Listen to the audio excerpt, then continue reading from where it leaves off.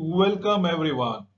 We will be talking about behavioral theories of leadership, both behavioral theories and the trait theories in this particular presentation. So definitely, yes.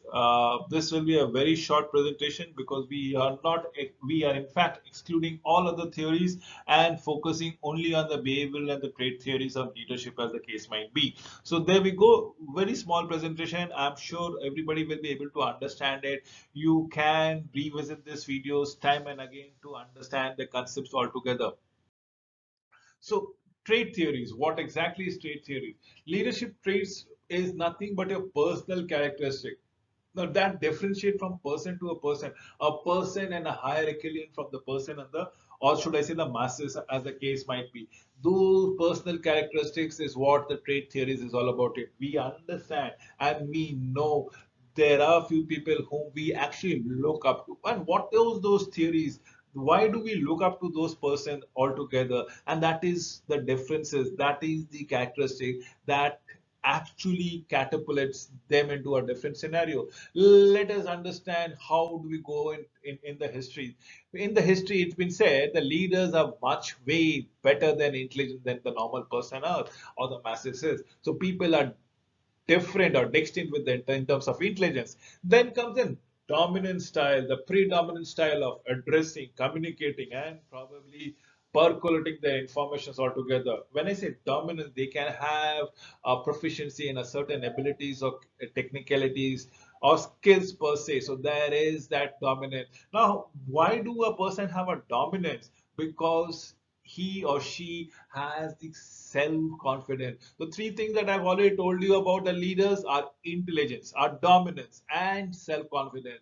Next, which is much more infectious in nature, is the level of energy and activity. A leaders would have an infectious energy level in terms of it. I have already stated the last one is of task relevant knowledge. So these are the five things that the leaders has which makes them distinguish from the followers in terms of one, intelligence, two, dominance, three, self-confidence, three, the level, four, the level of energy and activity, and the fifth one is the task relevant knowledge. So let us understand as far as contemporary findings, what does it show? I have already told you historically it has been told as far as intelligence, dominance, self-confidence, energy levels, and the task relevant knowledge is important. As in contemporary, it is a leadership prototype. People tend to perceive that someone is a leader when he or she exhibit traits associated with intelligence, masculinity, and dominance. Now, leadership prototypes are culturally based on credible leaders, honest leaders, forward looking, inspiring, and competent, as the case might be. This is what we are looking forward to. Please, I still remember, I still say contemporary finding says only about three things: intelligence, masculinity, and dominance as a leadership prototype. Whereas culture, it is based on honesty, forward looking, inspiring, and competent. So essentially, again, whatever traditionally we have maintained has been the foundation step for the contemporary findings also, be it intelligence, be it masculinity or dominance. Masculinity and dominance have been clubbed together in the traditional things. Now it comes around it a little bit differentiated. Now, when I say masculinity, it does not relate to a particular gender. In fact, females can be masculine in nature, in their approaches, in their aggressiveness when we say about masculinity. So culturally, what are we looking into? It's credible leaders are honest, forward-looking, inspiring, and competent as the case might be. Let us understand with the gender and relationships of leaders, the genders and leadership. How do we go across it? Men and women are seen as displaying more tasks and social leadership respectively. How do we address them? How do we garner them? What is it that we can do for their betterment? That is the gender and leadership styles is all about it. Women used to be more democratic, more participative, more emotive in nature than the men's were. And men, on the other hand, were way more autocratic in nature. They are way directive styles than the women, as the case might be. But is it true any longer? If you let me know, if we can tell it out, men and women are equally assertive. absolutely equally assertive as the case might be. Women executives, when rated by their peers, managers, direct reports, scored higher than the male counterparts on a variety of effectiveness criteria, as the case might be, the gender and the leadership. So men, women are different. At the same time, they are equally assertive. At the same time, they are looked differently by the managers, by their peers, and probably women executives scored higher than the male counterpart. As far as effectiveness criteria is concerned, that needs to be understood time and again. So this was all about trait theories. Now let me approach the behavioral theories, the second aspect which needs to be taken care of.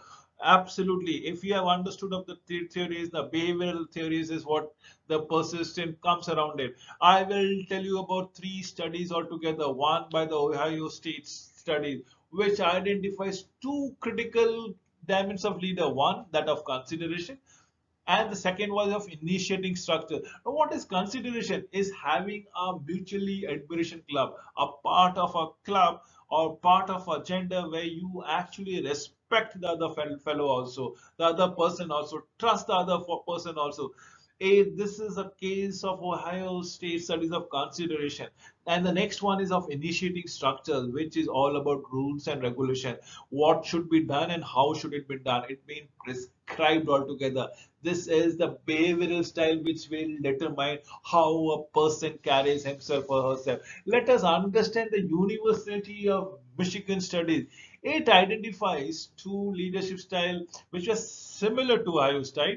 One which is employee centric, the other is all about job centric. So one which is task oriented, the other is people oriented. As simple as it. In Ohio styles, it was all about consideration and initiating structures. Initiating structures was all about rules and regulation. Consideration was all about, let's say, concern from people, probably state of mutual respect and things like that.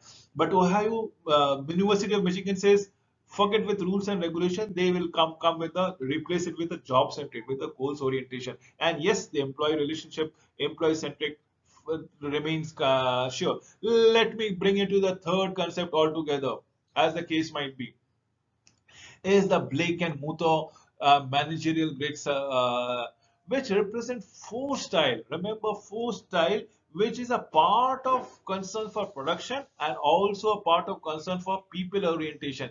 That is the Ohio style altogether. Research, remember, research shows that not one particular style is good for leadership. Not one particular style can be compartmentalized or segmented for a particular person as a leadership quality. The effectiveness of particular leadership depends on the situation at hand. This is very important. Absolutely on the situation at hand, as the case might be, all about it. So, leadership organization perspective.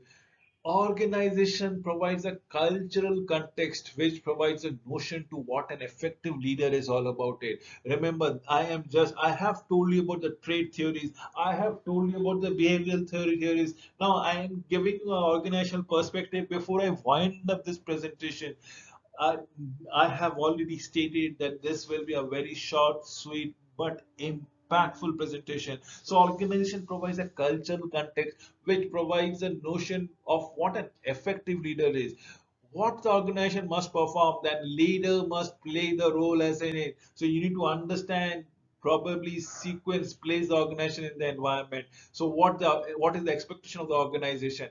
Based on the organization expectation, how the leaders can act as a catalyst to their own role in the organization. So communication becomes very vital. It is the crucial wherein one needs to convince people, must be seen as true and relate to the existing organizational culture, as the case might be.